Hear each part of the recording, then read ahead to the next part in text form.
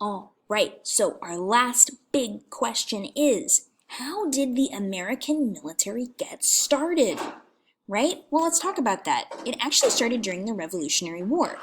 Remember that America didn't have a professional army, and instead, General George Washington trained volunteers to fight the British troops. When he was done training them, they actually ended up forming two military organizations, the Continental Navy, which are soldiers that are on ships in the ocean, and the Continental Marines that do military activities both on land and on ships at sea. So they do both. And then they took General George Washington's old headquarters, like where he would work from, and they actually turned it into what is now called the United States Military Academy at West Point. All right, so let's dive into each of those a little bit more. Let's first start with that Continental Navy.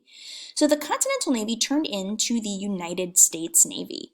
The Second Continental Congress approved the first American Navy on October 13th, 1775. Advisors, have a scholar read this paragraph, please. All right, great.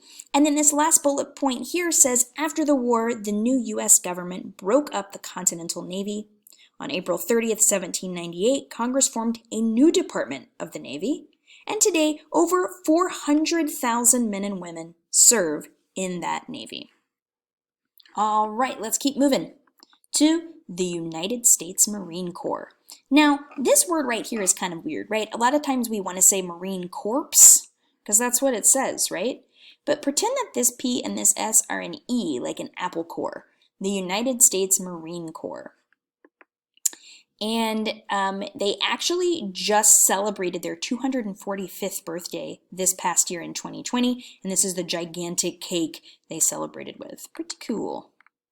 So how did the Marines get started? Well, less than a month after creating the Continental Navy, the Second Continental Congress created two naval units that would go from sea to land and from land to sea. And these units were called the Continental Marines. Remember, this is the organization, the military branch that can do all the things, land, sea, whatever. After the war, the Marines were organized into a corps within the Department of the Navy. The Marines have served in every major sea attack since 1775. That's a long time, y'all. All right, I'm going to have y'all fill out a quick fill in the blank about the United States Marine Corps. When you are done, please click on the next video.